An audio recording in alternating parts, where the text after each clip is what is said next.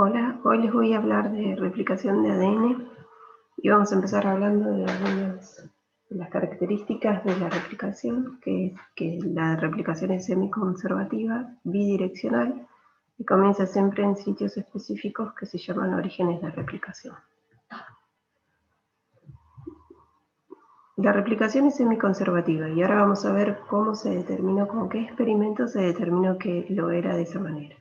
En un principio, luego de la descripción de la doble hélice, uno podría pensar en tres alternativas, ¿sí?, para la replicación, que sea de tipo distributiva, o sea que a partir de una molécula, cuando se replica su ADN, se pueden formar dos moléculas donde la distribución de DNA nuevo y parental es al azar, random, que sea semiconservativa, que quiere decir que de esta molécula, de esta doble hélice, se va a abrir y se van a formar dos nuevas moléculas hijas, en las cuales en cada una va a estar conformada por una hebra parental y una hebra nueva. Y la conservadora es la alternativa en la cual, después de esta replicación, lo que vamos a tener es la molécula idéntica a la parental y una molécula con todo DNA sintetizado de nuevo.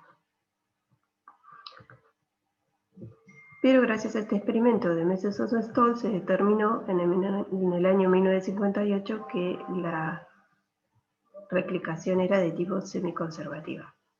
Y para eso lo que hicieron ellos fue un experimento en el cual tenían bacterias que la cultivaban en un medio con nitrógeno 15, este isótopo pesado se va a incorporar al ADN a través de las bases nitrogenadas.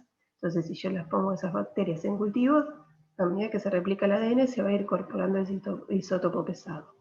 Y después lo transferían, después de un tiempo de cultivarlo en nitrógeno 15, lo transferían a un medio con nitrógeno 14 y veían qué era lo que ocurría, cómo se incorporaba el ADN, el nitrógeno S14 al ADN. Para eso lo que hacían era una ultracentrifugación a alta velocidad, se hace una centrifugación a alta velocidad, en una solución donde lo que hacían era aislar, tomar alícuotas de estos cultivos de bacterias en distintos momentos, aislar el ADN y ultracentrifugarlo en una solución que tenía de cloruro de cesio, por el cual luego de la ultracentrifugación lo que vamos a ver es que el ADN, de acuerdo a su densidad, se va a ubicar en distintas posiciones. Es así que si tomaban el ADN del cultivo de bacterias que estaban cultivadas en nitrógeno 15, lo que observaban era una sola banda después de la ultracentrifugación que correspondía al ADN, que estaba todo conformado por bases nitrogenadas con nitrógeno 15.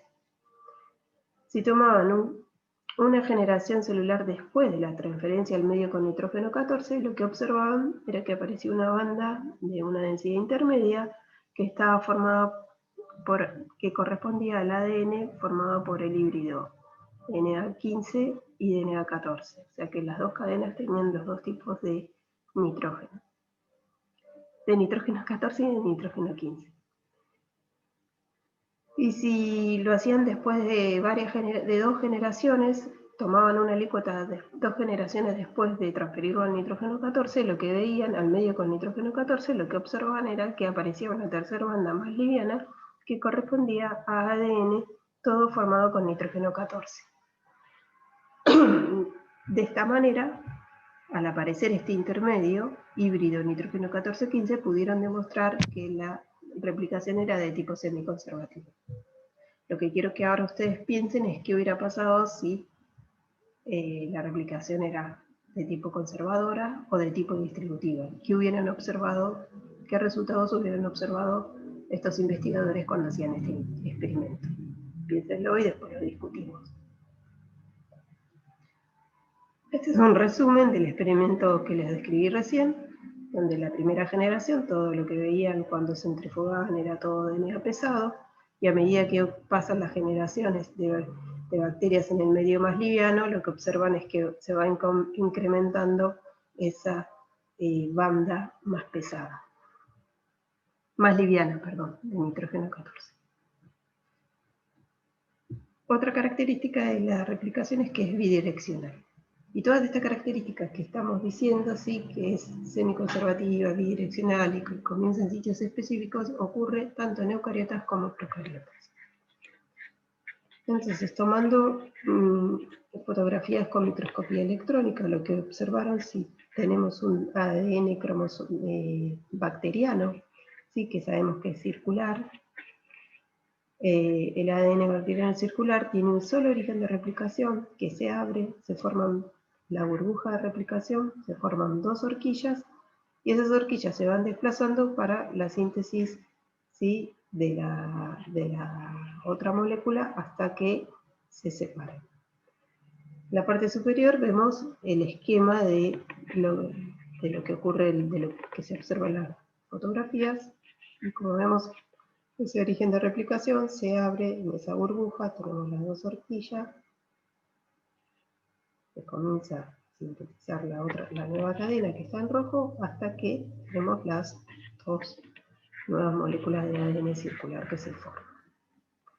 Esto nos indica que la replicación de ADN es bidireccional. Y como les dije, siempre comienza en orígenes de replicación, y en las bacterias hay un solo origen de replicación, mientras que en los cromosomas, en el ADN eucariota, como el ADN es lineal, cada cromosoma es una molécula lineal de ADN, muy larga, pero es lineal, no podemos tener un solo origen de replicación, al menos tendríamos que tener un origen de replicación por cromosoma, pero eso haría que la replicación fuera muy lenta, y entonces lo que tienen las células eucariotas del ADN son múltiples orígenes de replicación para acelerar el proceso de replicación. Algunas características para que vean: en Escherichia coli, que tiene un genoma de 4 por 10, o sea, 4 millones de pares de bases, tardamos 42 minutos, hay un solo ORI, se forman dos horquillas, y la velocidad de replicación es de 1000 pares de bases por segundo por horquilla. El genoma humano es mucho más grande, tarda 8 horas, hay muchos más replicones o orígenes de replicación, y la velocidad varía entre 500 a 5000 nucleótidos por minuto por horquilla. Es mucho más lenta, ¿sí?, la replicación. Por último, los orígenes de replicación son sitios específicos que están compuestos por unas secuencias, siempre son iguales, son unas secuencias cortas repetitivas de 9 pares de base y de 13 pares de bases. Y esas secuencias son reconocidas por proteínas multiméricas, que ahora vamos a ver, para que comience en ese sitio la replicación. Son sitios ricos en adeninas y timinas, que son uniones de dos puentes de hidrógenos que son más fáciles de desarrollar.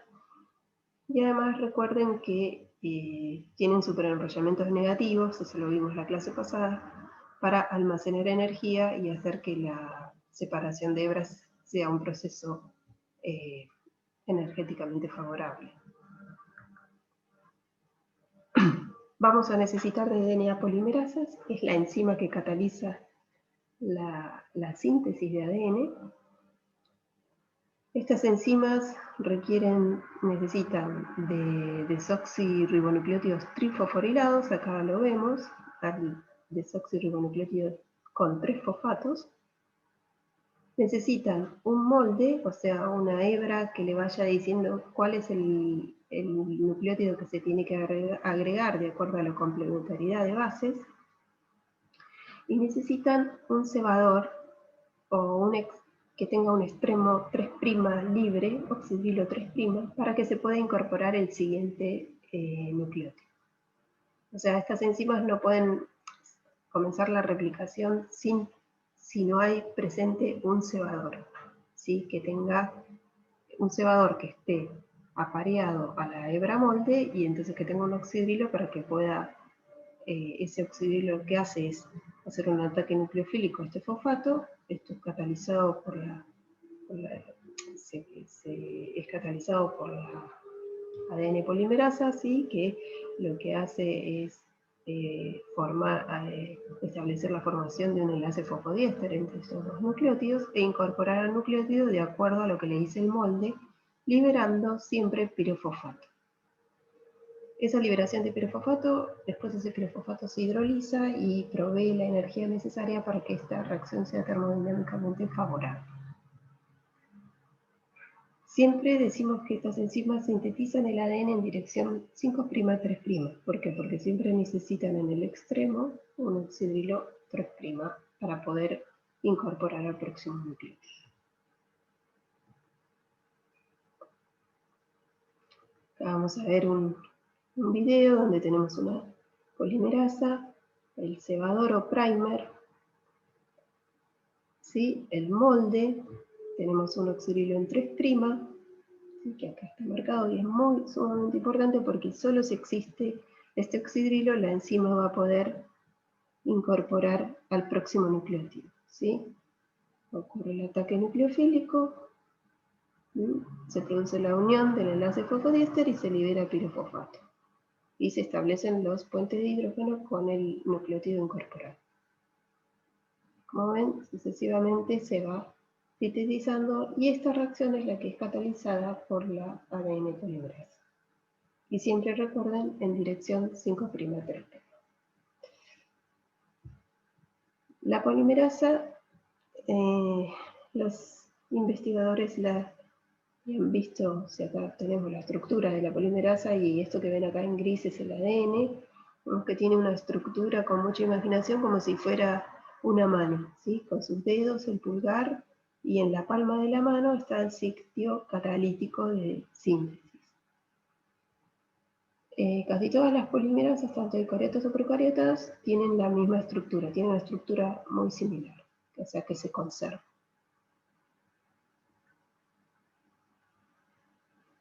Las ADN polimerasas, además de tener esta propiedad de síntesis en dirección 5'3', tienen lo que se llama una función de corrección de prueba o propeding.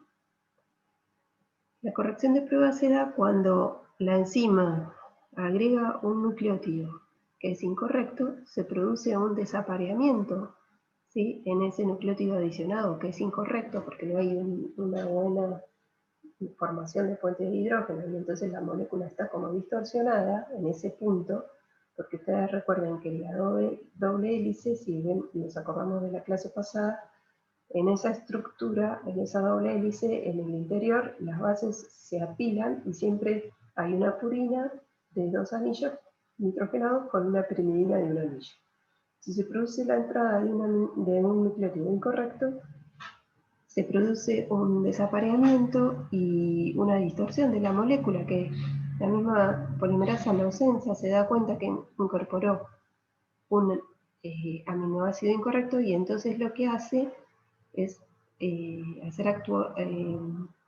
con su función, tiene una función que es exonucleasa 3', 5', ¿y eso qué significa? Todo lo que se llame nucleasa es que degrada.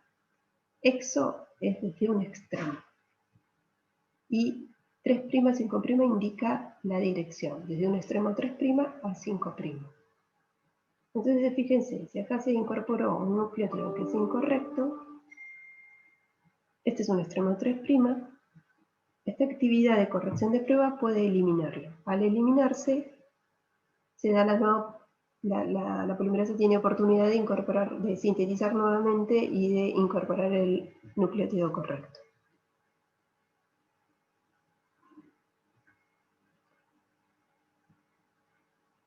La actividad exonucleasa, entonces, es la actividad de corrección de prueba. En realidad, la incorporación de nucleótidos incorrectos por síntesis es la posibilidad de 1 de cada 10 a la 5 nucleótidos añadidos. ¿Sí? Se equivoca una vez. Pero este error de 1 cada 10 a la quinta se disminuye por esta actividad de corrección de prueba, por la cual entonces la polimerasa, la síntesis va a tener una posibilidad de error de 1 cada 10 a la séptima. Igualmente a veces prosiguen estos errores porque no son censados por la corrección de prueba y están estas mutaciones. Y hay otro nuevo control que existe en la célula que son los sistemas de reparación, que los vamos a ver cuando veamos Mutaciones, variaciones genéticas, que vamos a ver que son sistemas, proteínas que van censando el ADN y viendo dónde hay errores que se van a hacer notar porque va a haber un desapareamiento, ¿sí? Una mala formación de puentes de hidrógeno, esa doble hélice, y entonces van a censar y van a corregir. Y eso hace que el error disminuya en 1, la probabilidad de error sea de 1 en 10 a la 9 nucleótidos añadidos. Como dijimos, en la palma tenemos el sitio catalítico donde se incorpora el nucleótido, o sea, el sitio de síntesis, y cuando se incorpora un nucleótido erróneo, hay un mal apareamiento, una mala formación de esa doble hélice, es censado por la enzima y lo traslada hasta el sitio activo de hexanucleasa, que es el otro sitio de la enzima, donde ahí sí lo va a eliminar y después va a volver de nuevo al sitio catalítico, ¿ven?, para reanudar la síntesis.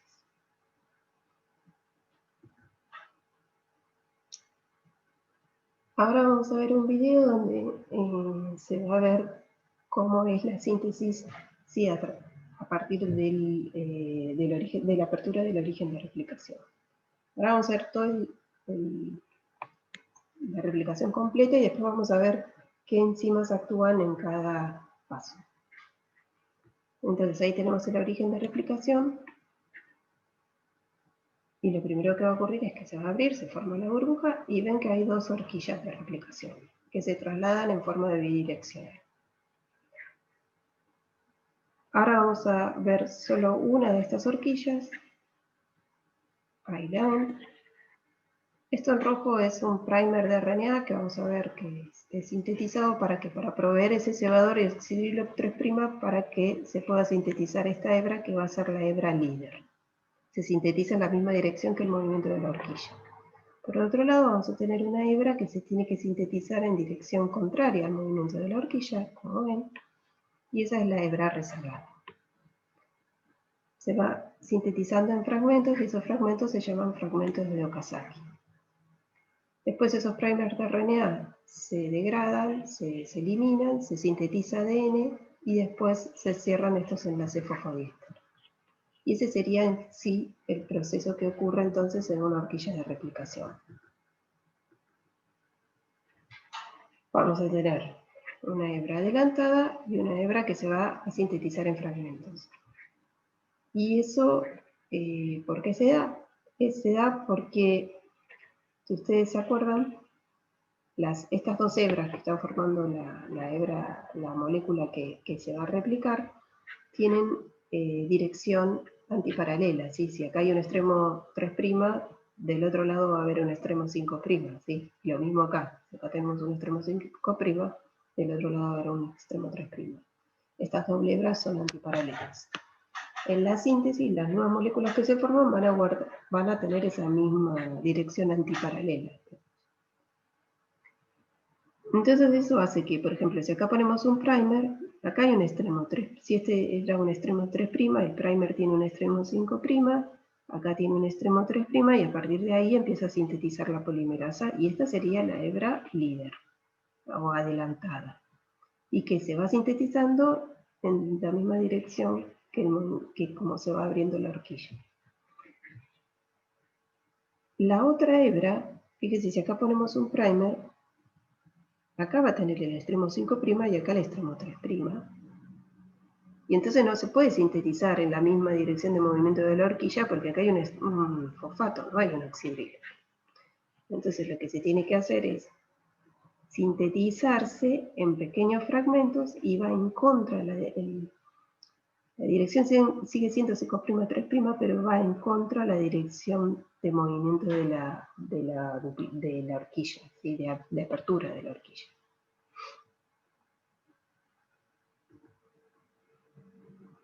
En coli vamos a tener, van a ver, bueno, este es un ejemplo, sí, de polimerasas de Escherichia coli, por ahí ahora en algún libro ven alguna polimerasa adicional, la 6, pero bueno, en general hablamos de 5 polimerasas que se llaman por números.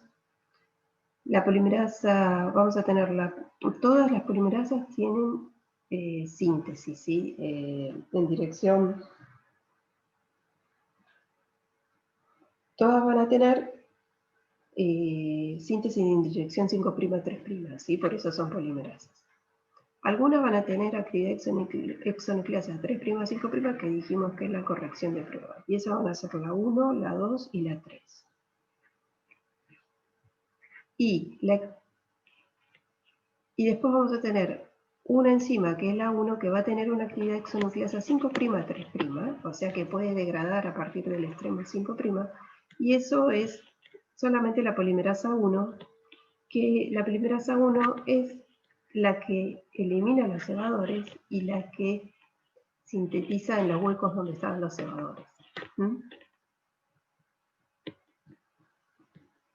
La polimerasa 2 es una enzima de reparación que actúa en reparación de ADN, igual que la 4 y la 5.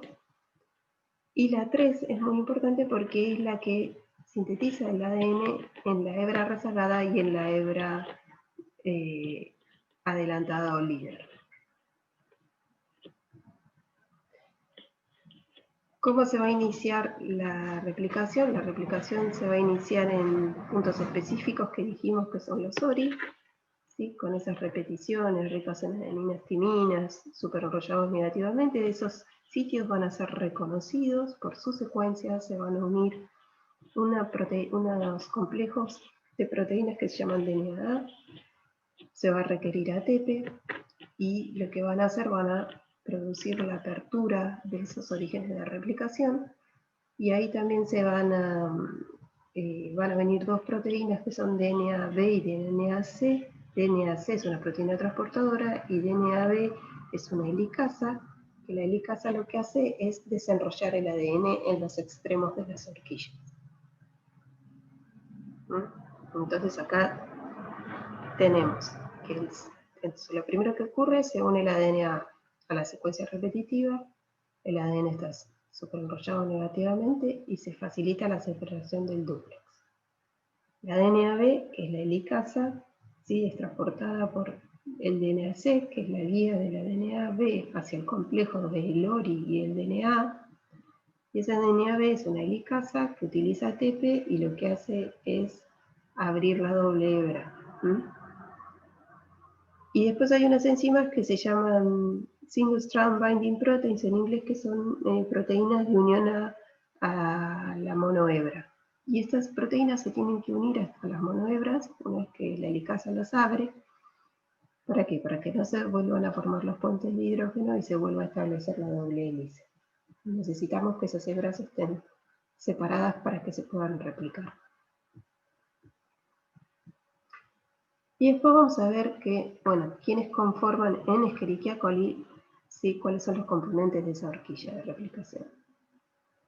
Entonces vamos a necesitar una enzima que se llama primasa, que en algunos libros la van a encontrar como proteína de NAG, que la primasa lo que hace es sintetizar los primers de RNA. Vamos a tener una helicasa, las proteínas SSB, que ya dijimos, acá tenemos la helicasa, las proteínas SSB que mantienen las hebras separadas. Y después vamos a tener, estos en rosa son dos núcleos de proteína de ADN polimerasa 3, que un núcleo va a sintetizar una de las hebras, ¿sí? La hebra líder, y la otra la hebra rezagada. Vamos a necesitar también de la ADN Pol 1, porque es la que después se va a encargar de eliminar a los primers, junto con otra enzima que se llama RNasa H. En realidad esto es más viejo en los libros nuevos, y porque se sabe ahora que la RNasa H también es una proteína, si esa RNasa es una nucleasa de RNA H, porque degrada el ARN cuando está como híbrido DNA-RNA. O sea, si hay una molécula que tiene una hebra de RNA y otra de DNA, la RNasa H la degrada. Entonces puede eliminar los primers. Junto con la Pol 1, después la Pol 1 completa esos espacios y la ligasa hace los enlaces fosfodiésteres entre fragmentos de casaquilla rellenados. Y después tenemos las topoisomerasas. Las topoisomerasas son proteínas, bueno, vamos a tener las helicasas, que dijimos que es la que desenrolla el dúplex, pero que al desenrollarlo aparecen superenrollamientos por delante. Y las que eliminan esos superenrollamientos o los pasan de enrollamientos positivos a negativos son las topoisomerasas.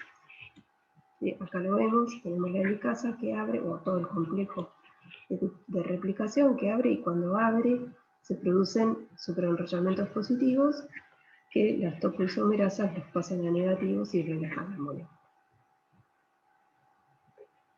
Después va a ser importante, y después lo vamos a ver en un video, una proteína que interviene en la replicación que se llama abrazadera deslizante, y que es importante porque lo que hace es aumentar la procesibilidad del ADN polimerasa. ¿Qué es la procesibilidad? Es el tiempo que la ADN polimerasa queda unida al ADN, o sea, según al ADN, la ADN polimerasa sintetiza hasta que se libera se separa del ADN. La abrazadera deslizante lo que hace es mantener esa polimerasa unida más tiempo al ADN, y entonces permite que se sinteticen fragmentos más largos de DNA hasta que se libera. Entonces la mantiene unida, y entonces ¿qué quiere decir? Que aumenta la procesibilidad de la enzima. Vamos a necesitar, como dije, dos núcleos de Pol-3, una para la hebra rezagada y otra para la hebra. Y esos van a estar unidos por unas proteínas que se llaman tau, que están unidas a otro complejo proteico que es una cargadora de abrazadera y a donde está la abrazadera deslizante. Este complejo es importante que se forme esta enzima porque permite que se sincronice, ¿sí? Que vayan sincronizados la síntesis de la hebra rezagada y de la hebra líder. Y acá tenemos el modelo del trombón, es un modelo que trata de explicar cómo es la replicación en cuanto a la hebra líder y la hebra rezagada. ¿Sí? Ven cómo se forma como un loop, como un trombón, ¿sí? Entre la hebra que tenemos líder y la hebra rezagada.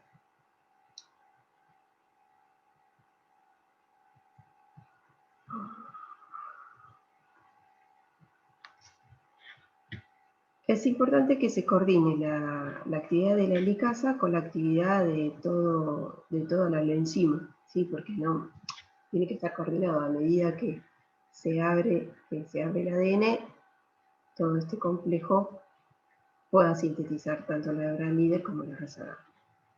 Y eso se realiza porque la helicasa tiene más actividad cuando está unida al complejo, y disminuye su actividad, se reduce a medida que se va separando, para darle tiempo para que este complejo la vuelva a alcanzar y se empiece a abrir, se continúe con la apertura del ADN. Es como para que se sincronicen los dos procesos, el de replicación y el de apertura.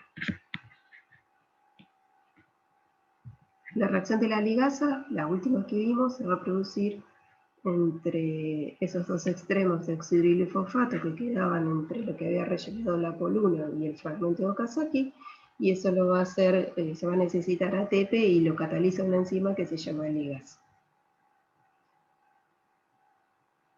Como les dije en algunos libros, van a ver que dicen que los libros más viejos dicen que la Pol-1 es la que elimina el cebador, pero los libros más nuevos ya le dan esa función a esta enzima de RNasa H.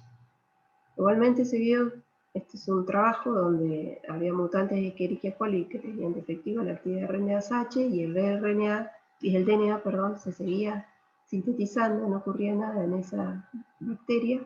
¿Por qué? Porque la función que hace la RNasa H era suplantada por la Pol-1. O sea, la ADN polimerasa 1, con esa actividad 5'3' exonucleasa, podía eliminar los fragmentos de RNA y suplir a la RNasa H. Y ahora vamos a ver un video que les va a explicar cómo es la replicación. Y, a ver, esperen que les voy a compartir, les quiero explicar. Este video está sacado de... Este video sale de este libro, Biología Molecular del Gen, que es, decimos, el Watson es uno de sus autores. Yo les voy a compartir un link a una carpeta donde van a tener, si abren esa carpeta, lo que van a ver es un punto que dice comenzar acá, ¿sí? Donde van a tener estos videos, ¿sí? Van a tener un menú donde si ustedes clican en Interactive Animation van a ver videos con explicaciones de algunos de los temas que nosotros estamos viendo y que vamos a usar en las clases. Ahora el que les quería mostrar era el de replicación. The self-complementary nature of DNA allows each of the two strands of a parental DNA molecule to serve as a template for the formation of a daughter strand. This process is called DNA Este es el video que lo vamos a ver ahora, que nos va a explicar bien cómo es la replicación, ¿sí? Nos va a explicar el proceso. Estos son videos muy, me parecen que están piolas porque nos muestran cómo es el proceso y son buenos, nos ayudan a terminar de comprenderlo, ¿sí? Entonces ahora vamos a ver, el objetivo de este video es ver cómo es la replicación, cómo es la síntesis de la hebra rezagada y la hebra líder, cómo actúan las moléculas que intervienen en esa replicación y cómo se suplanta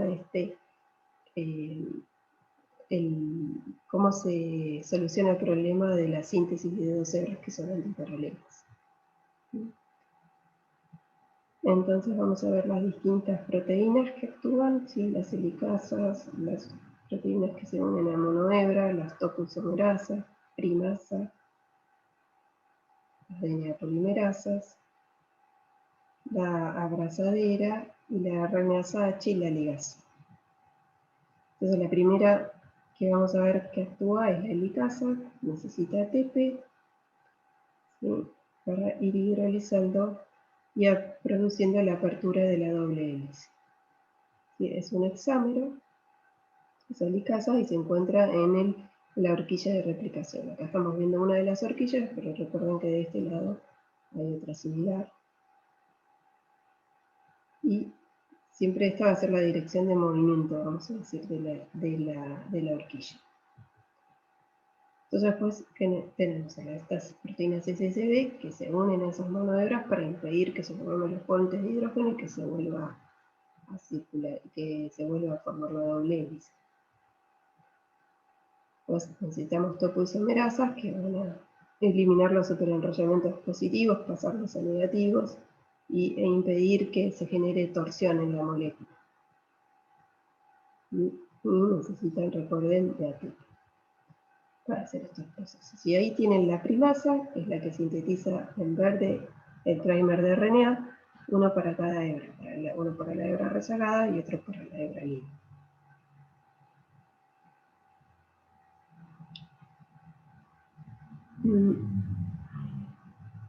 Y ahora, paso siguiente, lo que vamos a tener es la polimerasa, que va a venir a sintetizar en dirección 5' 3', esta va a ser la hebra líder, ¿sí?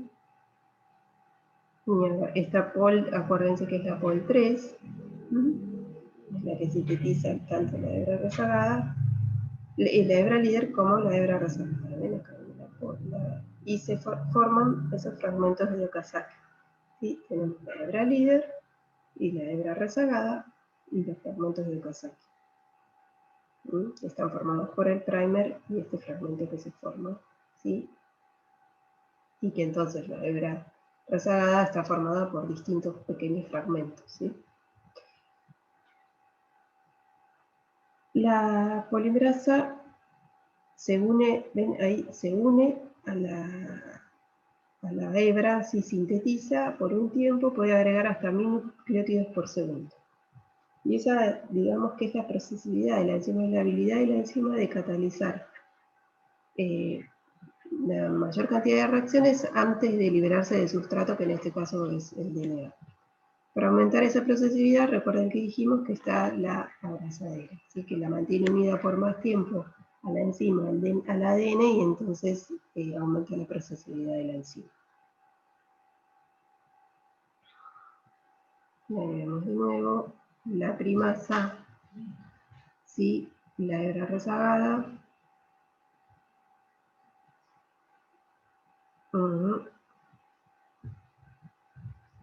y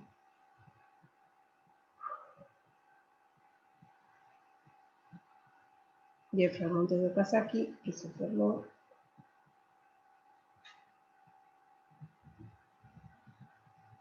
¿Sí?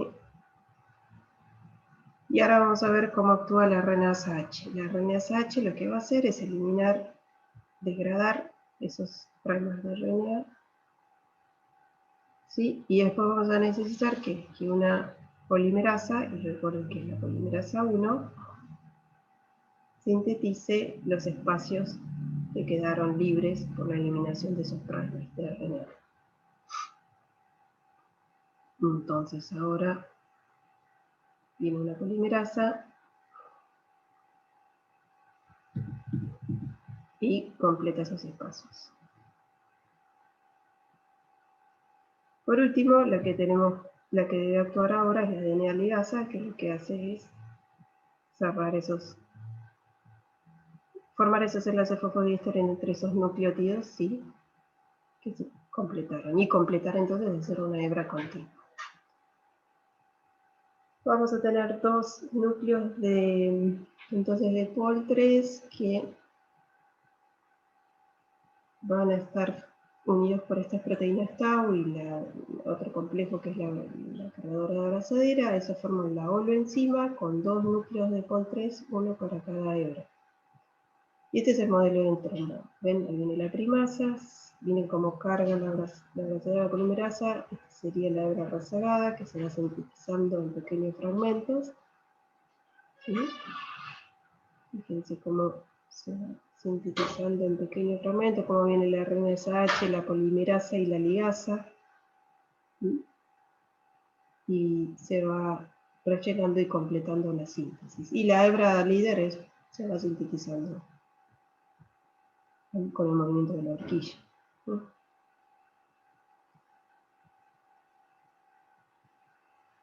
El cargador, ¿sí? Y ahí están observando cómo es todo este complejo y este modelo del trombón y cómo se forma este loop o curva, ¿sí?, en la hebra rezagada. Después que vean el video siempre van a tener una sección de conocimiento, de ejercicios que los pueden ir haciendo y si quieren los podemos volver a ver en la consulta el jueves. Entonces ahora volvemos a nuestro video. Y bueno, por último lo que vamos a ver es cómo controla la replicación en Escherichia coli, o sea, cómo se controla la replicación y la división celular en una bacteria. Entonces, recordemos que en el ADN, en la bacteria, existe una enzima metilasa que lo que va a hacer es metilar ciertas regiones. Siempre se metila la adenina cuando encuentra la secuencia GATC, ahí se metilan las adeninas de las dos hebras. Y para que se inicie la replicación, ese DNA tiene que estar doblemente metilado. Cuando se inicia la replicación, lo primero que ocurre es que vamos a tener la hebra vieja que va a estar metilada y la hebra nueva sin metilar. Es ahí cuando se une una proteína que se llama CQA, que se va a unir a esos sitios de metilación, impidiendo que actúe la metilasa. ¿Sí? Tanto la metilasa como la DNA, que se acuerdan que era la que reconocía el origen de replicación, donde están esos sitios de metilación. Entonces, el origen de replicación no puede ser reconocido por DNA y no puede comenzar la replicación. Eso por un tiempo hasta que libera CQA, se libera de esta doble hebra hemimetilada, y entonces da lugar a que la GAM metilasa, la enzima que metile la hebra nueva, y una vez que está doblemente metilada, comienza el ciclo y se inicia la replicación. Esto hace que la célula coordine cuando replica su ADN, después tiene tiempo para dividirse, y después recién empieza a replicar otra vez su ADN para prepararse nuevamente para la división celular. Bueno, y acá terminamos el primer video de la primera parte, y después vamos a ver qué pasa en eucariotas.